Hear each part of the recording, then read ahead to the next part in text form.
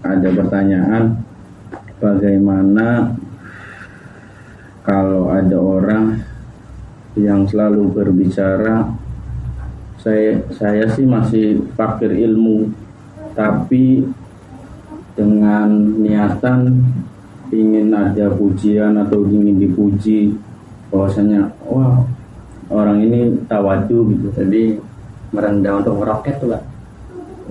ya gitu loh. Menurut pandangan Kang Wana gimana Bang? Semuanya ini kan milik Allah gitu. Semuanya milik Allah, punya Allah semua, mana yang tidak, mana yang bukan punya Allah gitu kan. Lalu kemudian mengklaim itu milik saya. Ya selama Anda merasa bahwa itu adalah milik Anda, ya selama itu pula Anda akan berkonflik dengan Tuhan.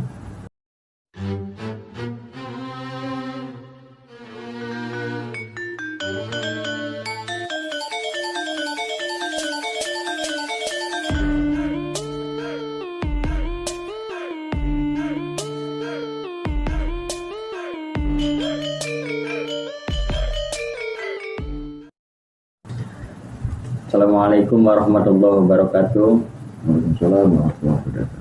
Sahabat-sahabat saya Saruban Nagari yang dimuliakan Allah, pada malam hari ini kita akan membahas tema yaitu selama manusia tidak merasa fakir, maka selama itu pula dia tidak mengenal Tuhannya. Minggu-minggu kemarin kita sudah membahas tentang taubat ya Kang Rama, terus waro, zuhud, dan ini tentang fakir. Cukup menarik ya pembahasan tentang fakir ini Kang Rama. Iya Bang, dan jadi sebetulnya sangat penting sekali kita sahabat-sahabat saya Saruban Nagari, ini pembahasan yang sangat penting untuk kita bahas. Dan tentang fakir ini harusnya itu harus dimiliki oleh kita semua, karena dengan kita tetap merasa fakir, kita itu akan selalu ingat dengan siapa yang menciptakan kita dan siapa yang mempunyai alam jagat raya ini. Begitu Kang Dan. Jadi nanti Kang Bana akan membahas dan kita juga akan mengetahui jadi fakir miskin dan fakir konsep secara tasawuf. Jadi bahwasanya para kaum sufi itu menganggap bahwasanya kita itu tidak memiliki apa-apa, yang memiliki semuanya adalah Allah Subhanahu wa Ta'ala. Maka Kang Bana.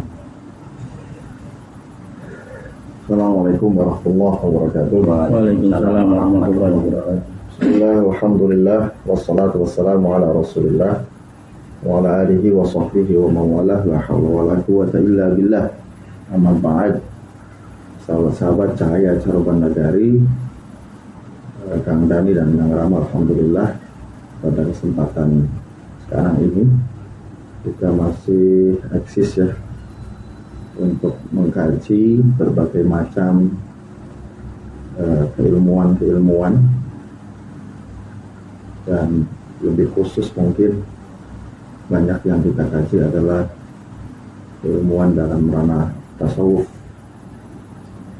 Pada kesempatan ini kita akan membahas tentang fakir, apa sih itu fakir, lalu kemudian urgensinya terhadap manusia, dan apa kaitannya juga dengan manusia akhirnya bisa mengenal Tuhannya.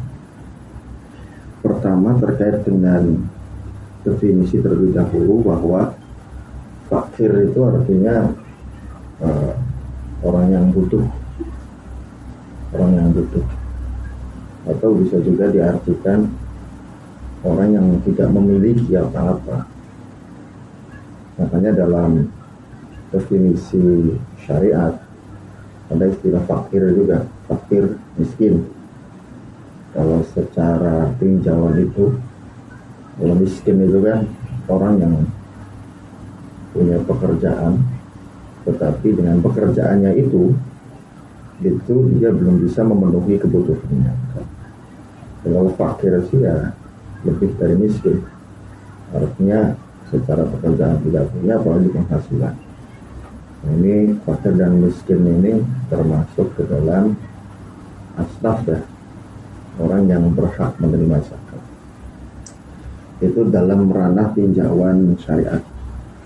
Tapi kalau ranahnya tinjauan tasawuf, fakir ini itu sesungguhnya lebih berkonotasi pemahamannya kepada fakir merasa bahwa dirinya tidak memiliki apapun. Nah, ini penting karena banyak orang itu menjadi orang yang tidak tahu diri, menjadi orang yang ujub, menjadi orang yang sombong. Itu gara-gara dia merasa memiliki. Saya punya rumah, saya punya mobil, saya punya fasilitas apapun, saya punya jabatan, saya punya fisik yang gagah, saya punya macam-macam lah. Merasa memiliki sesuatu. Nah, kalau fakir dalam tinjauan tasawuf itu merasa bahwa kita ini tidak memiliki apa-apa. Nyatanya memang segala sesuatu yang ada pada diri kita, termasuk itu fasilitas, termasuk itu kebendaan, materi, termasuk jabatan dan sebagainya, itu secara hakikat yang bukan milik kita juga, tapi hakikatnya adalah milik Allah Subhanahu wa Ta'ala. Nah, kesadaran bahwa segala sesuatu ini adalah milik Allah, ini yang disebut dengan fakir. Nah, artinya kita tidak pernah mengklaim bahwa diri kita ini memiliki sesuatu. Kita punya rumah, ya kebetulan Allah berikan rumah itu. Kita punya mobil, Allah kebetulan memberikan mobil. Diberikan rezeki, akhirnya kita beli mobil.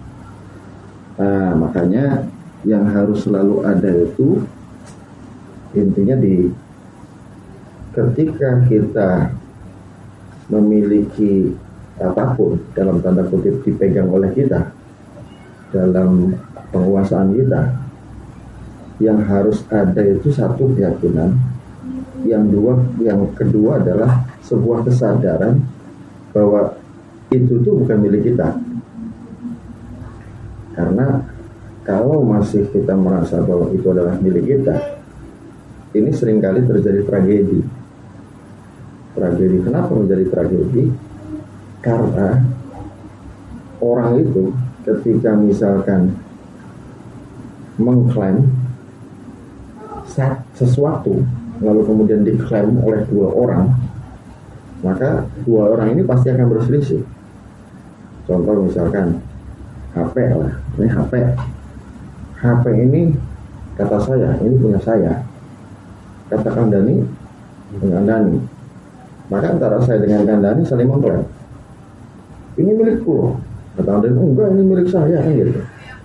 Nah, sampai kapan itu? Ya sampai kedua-duanya masih mengakui bahwa ini adalah miliknya masing-masing. Selama itu terjadi, makanya kita akan berkonflik terus nih dengan Dani. Konflik terus ya, rebutan HP. Apalagi semuanya ini kan milik Allah gitu. Semuanya milik Allah, punya Allah semua, mana yang bukan punya Allah gitu kan. Lalu kemudian mengklaim itu milik saya. Ya selama Anda merasa bahwa itu adalah milik Anda, ya selama itu pula Anda akan berkonflik dengan Tuhan. Itu ya kan? Akan berkonflik. Makanya agar tidak konflik dengan Tuhan, ya kita merasa bahwa diri kita ini ya tidak memiliki apapun. Dan satu-satunya zat yang menjadi kebergantungan seluruh makhluk itu ya hanya Allah Subhanahu wa Ta'ala. Gak ada satupun di dunia ini bukan milik Allah, gak ada. Jadi dalam Al-Quran juga disampaikan, lillahi ma fis samawati wal ardh. Lillahi ma fis samawati wa ma fil ardh.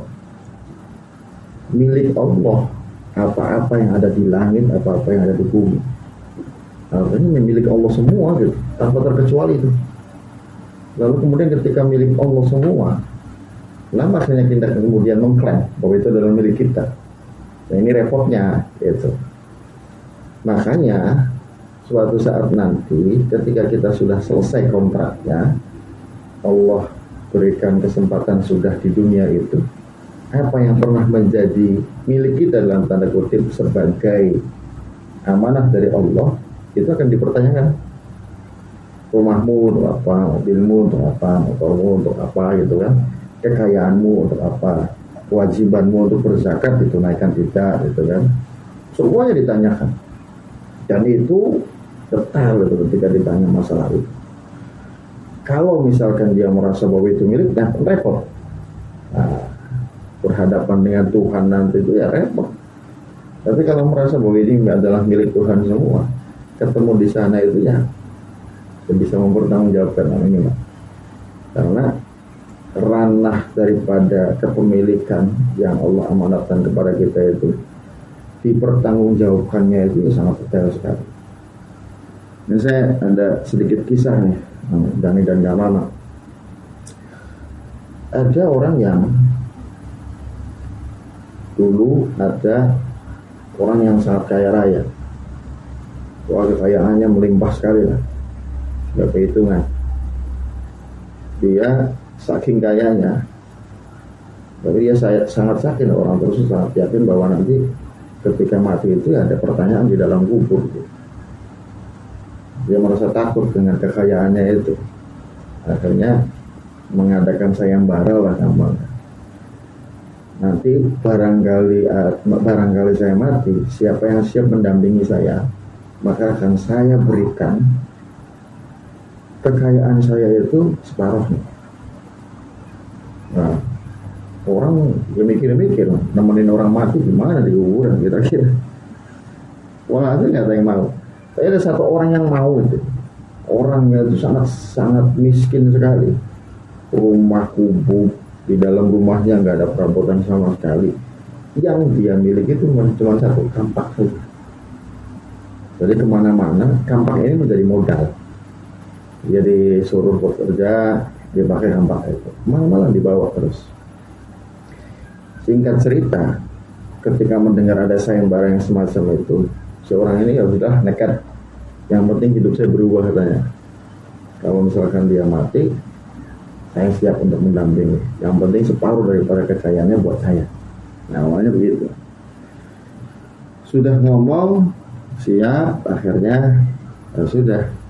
Kejadian itu mati. Dia juga siap. Nah, di dalam kuburan itu barang, nggak tahu lah proses kuburannya di dalam seperti apa, nggak tahu. Nah, kejadiannya itu ada satu yang unik ya. Ini malaikat ini malah bertanya juga ke orang yang mendampingi. Ditanya itu malaikat. Kata malaikat, kamu bawa apa itu? Katanya bawa kampak ya. Punya siapa? Punya kamu. Oh ya sudah. Pergi itu malaikat. Hari pertama. Ini jatahnya sampai 40 hari. Hari kedua datang lagi. Tanya lagi, kamu kampak dapat dari mana? Oh, saya dari beli. Oh, dari beli. Ya sudah. Pergi lagi.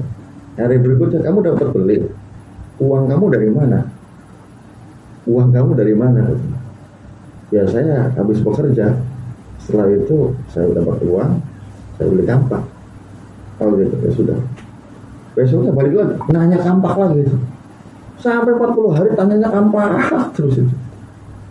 Akhirnya pas selesai 40 hari, uang yang dijanjikan oleh orang yang kaya itu nggak diambil. Apa katanya? Katanya, ini saya punya kampak satu aja. Ditanya terus, apalagi uang kekayaan begitu banyaknya. Gimana saya selesainya kata begitu. Nah ini analogi aja sebetulnya. Karena memang detailnya pertanyaan di sana itu ya memang sangat detail. Dari mana uangnya halal atau tidak gitu kan, dipertanggungjawabkan betul itu. Nah itu makanya konon antara orang yang kaya dengan orang yang miskin itu jarak masuk surganya lebih dulu orang miskin ketimbang orang kaya, sampai 500 tahun. Jadi bayangkan 500 tahun di sana dan 500 tahun di sini.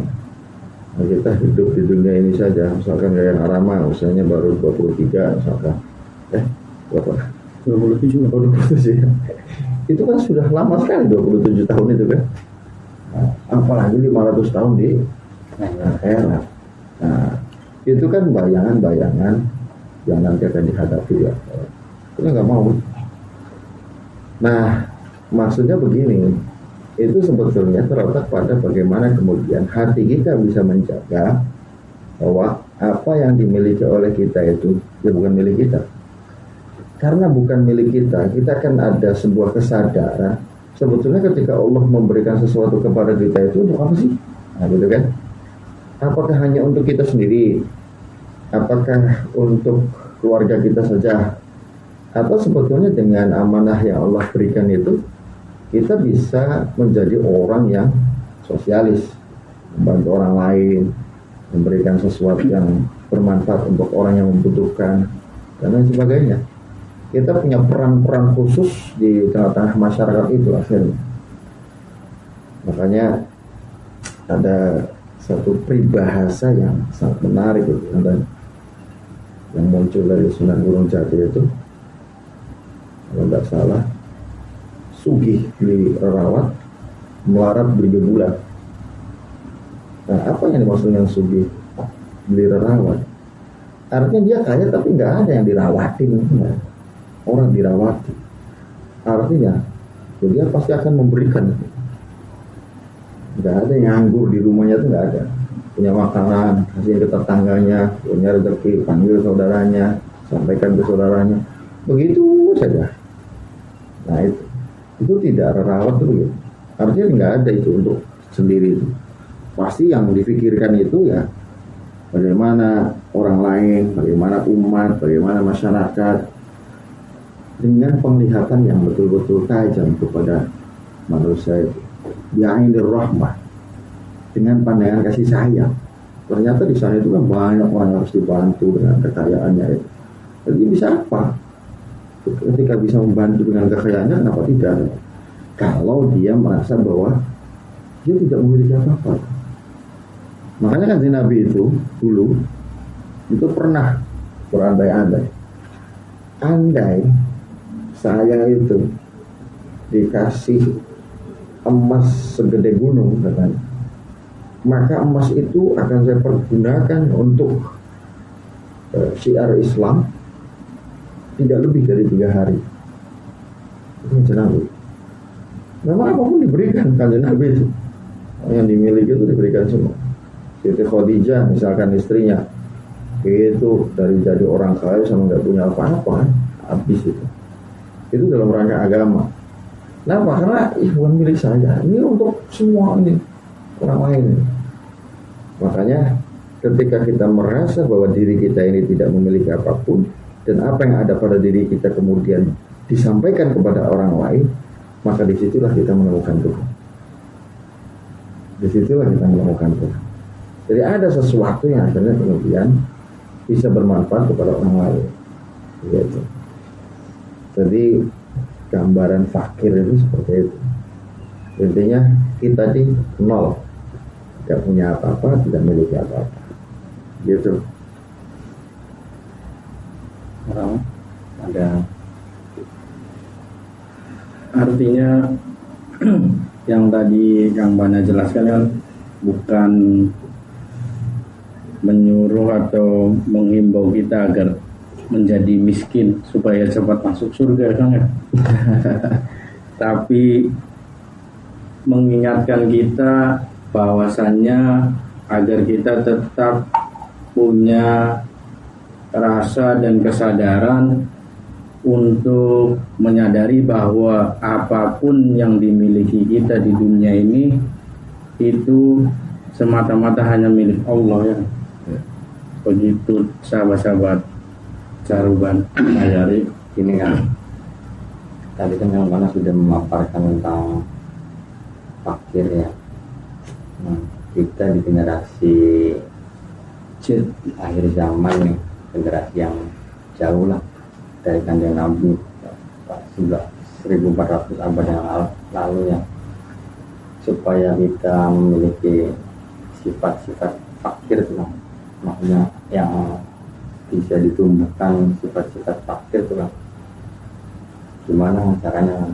Kita kan maksudnya dari kandung Nabi jauh, biarpun ada ulama nih, kadang kan kita karena banyaknya gangguan dan godaan dari dalam dan dari luar tuh kan, menumbuhkan sifat tersebut tuh dengan cara seperti apa? Kalau sufi-sufi klasik ya, sufi-sufi klasik itu era awal sufi, itu fakir beneran ya. Bukan hanya menjaga hati, tidak merasa memiliki. Dia nggak mau sama sekali. Dia hanya fokus ingin bersama dengan Tuhan. Kalau bekerja ala kadarnya, hanya untuk makan, ya sudah makan. Dia sudah makan, istrinya sudah makan, anaknya sudah makan, selesai. Ya enggak ada itu sampai berlebihan, yang ini itu apa segala macam, enggak. Itu generasi awal. Ini gambarannya. Kalau ditanya model-model orang yang seperti itu, apa? Ya saya tidak butuh anugerah. Saya tidak butuh anugerah dari Tuhan. Karena saya tidak mencari anugerah. Yang saya cari itu ya, yang memberikan anugerah. Siapa itu? Ya Allah. Nah kebanyakan orang fokusnya itu kepada anugerahnya, bukan kepada pemberinya, sang pemberinya, ya Allah tadi. Orang sampai berdoa, orang sampai tirakat, orang sampai puasa, orang sampai sholat kadang-kadang, itu semua dilakukan dalam rangka anugerah, ya, dalam rangka anugerah. Nah ini kan ya memang disahkan secara syariat disahkan.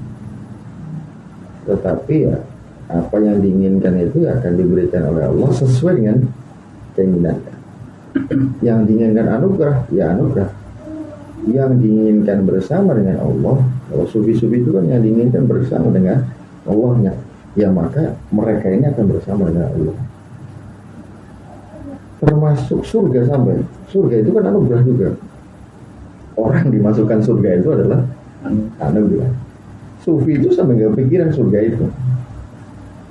Bayangkan dengan berbagai macam fasilitas yang ada di surga itu, enggak itu. Jadi apa yang dilakukan, ibadahnya, apapun itu bentuk yang dilakukan sama dia, itu bukan dalam rangka surga, bukan. Tapi yang menciptakan surga. Nah, poinnya di situ. Nah, kalau kita berbicara bagaimana sebetulnya cara agar kita merasa fakir, itu kan sebetulnya gampang. Gampangnya gimana? Coba pikirkan saja satu yang secara hakikat itu adalah milik kita satu-satu. Adakah itu? Cari aja, ada enggak? Secara hakikat milik kita mutlak, iya enggak? Nah, jangan enggak gitu kan, enggak ada. Jangan enggak. Ketika enggak ada, sudah berarti selesai. Kita menjadi fakir langsung. Mau sampai jasad kita, fisik kita, semuanya ini mau apa sih? Ya Allah semua kan? Karena kita bukan milik kita. Nah, fakir ini fase dimana kemudian akhirnya sampai pada titik kita punya kesadaran penuh. Kita tidak memiliki apa-apa. Bahkan kita sendiri itu tidak ada. Di fase fakir itu nanti ada kesanakannya itu menjadi fana. Fana itu merasa bahwa semuanya sirna, termasuk dirinya pun tidak ada. Yang ada hanyalah Allah semata. Nah itu. Jadi untuk generasi Z bagaimana zaman sekarang kita ini? Ya, yakinilah, sadarilah bahwa semua ini bukan milik siapa-siapa, tapi milik Allah gitu. Tapi ini ranahnya ranah hakikat ya. Ranah syariat tetap harus dilakukan. Contoh misalkan ada motor orang diambil, itu kan milik Allah, ya nggak bisa begitu juga. Itu namanya maling, gitu kan. Iya, ini nggak boleh. Itu ada syariat, tetap ditegakkan. Jadi kalau secara hakikat kita harus yakini itu kita punya motor, hakikatnya Allah. Iya, itu harus dijelaskan. Lalu begini dong, ada pertanyaan, bagaimana kalau ada orang yang selalu berbicara, saya sih masih fakir ilmu, tapi dengan niatan ingin ada pujian atau ingin dipuji, bahwasanya wah orang ini tawadu gitu, Jadi merendah untuk meroket tuh, Pak. Ya. begitu loh. Menurut pandangan Kang Wana gimana? Ya, memang itu kan ranahnya sebetulnya di ranah nafsu ya. Nafsu itu pintar sekali itu, cerdas itu. Berkelindan di ranah-ranah yang sangat strategis. Ya, orang sampai bisa bersandiwara, orang sampai supaya terlihat baik gitu kan. Orang sampai terlihat ahli ibadah misalkan.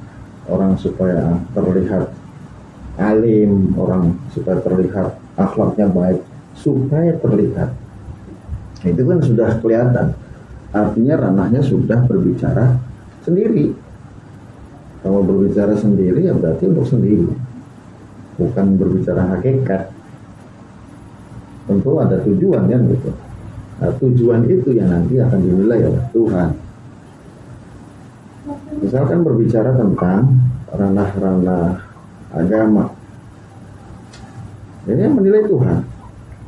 Kalau secara kasat mata ya bisa jadi kelihatan itu adalah ukhrawi.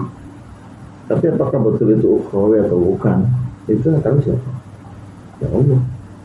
Dia sendiri itu bisa dibohongi, membohongi diri sendiri itu bisa.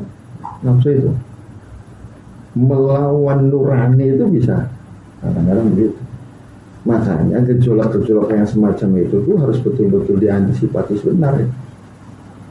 Ada gejolak begitu, mempolitisasi apapun itu bentuknya dalam rangka mengikuti selera nafsu, ya kita harus sadar betul itu. Nah, itu ranahnya penekanan hawa nafsu. Kalau nafsu itu ya sampai kita sedang melakukan kebaikan itu ya bermain di situ. Nah, itu cahaya itu. Kok bisa mengatakan itu saya itu gimana? Padahal kan ketika Anda melakukan itu yang menggerakkan Allah, yang membisikkan ke dalam hati sehingga kemudian muncul kebaikan, ya Allah. Punya usaha, pekerjaan yang dilakukan dengan tenaganya, dengan pikirannya, siapa sih Allah juga. Nah, kalau kemudian diklaim, itu nafsu begitu, sampai begitu. Maka di ranah kesufian itu orang betul-betul dituntut untuk benar-benar selalu mensucikan dirinya. Mensucikan itu tadi termasuk pamrih, harus disucikan. Pengen pujian itu kan riya, musyrik, termasuk keperbuatan salah satu syirik ya. Kalau kecil itu syirik, itu harus di istighfar, harus dilenyapkan dari kita. Dan itu terjadi pada setiap orang awalnya. Makanya orang itu terus harus mensucikan diri itu terus-menerus. Nah, terus-menerus mensucikan diri akan menimbulkan kecintaan Allah terhadap dirinya.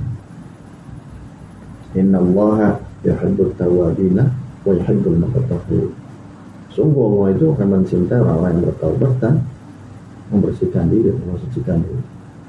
Jadi kalau terlintas itu cepat-cepat aja sadar bahwa itu harus dihindari, gitu. Harus diistighfari.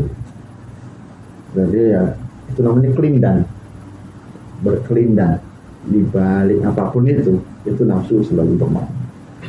Lagi sholat itu merasa khusyuk itu sudah tidak khusyuk, merasa paling fasih, paling benar sholatnya. Masya Allah, ya. Merasa apapun itulah, itu kan kelindan nafsu semua.